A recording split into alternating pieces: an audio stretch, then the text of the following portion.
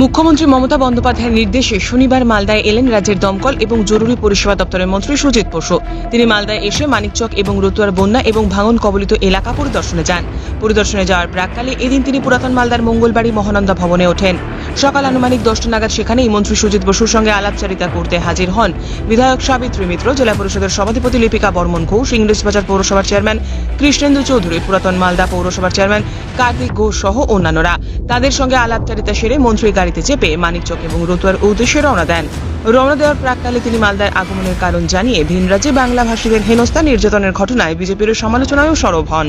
আমি গতকালই মুর্শিদাবাদ ছিলাম এবং আজকেও বিশেষ করে এখন মানিকচক যাবো, ধর রতুয়া যাবো,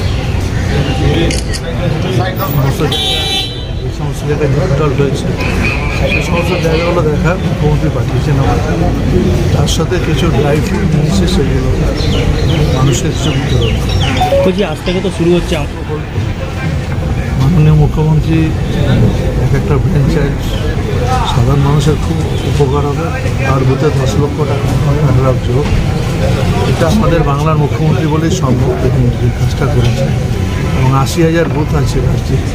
এই 80,000 বুথে এই কাজটা শুরু হচ্ছে। সবাই খুব আনন্দিত, তার কারণ ডেভেলপমেন্ট হবে পাড়ায় পাড়ায় অঞ্চলে অঞ্চলে। দাদা বাংলা মাছে বাংলা ভাষা এখন কথা বলাটাই অপরাধ হয়ে যাচ্ছে। বাংলাতে কথা বললেই তাদের বাংলাদেশে বলা হচ্ছে, তাদেরকে জেলে পুরে দেওয়া হচ্ছে, তাদেরকে টর্চার হচ্ছে, তাদেরকে পাঠিয়ে দেওয়া হচ্ছে। আমাদের এই রাজ্যে বহু মানুষ যেমন বাইরে কাজ করতে যায়, বাইরেরও অন্য স্টেটের মানুষও এখানে কাজ করতে আসে। তা আমার মনে হয় এই কালচারটা আজকে না, দীর্ঘদিন ধরে একটা পরম্পরা ব্যাপার চলে।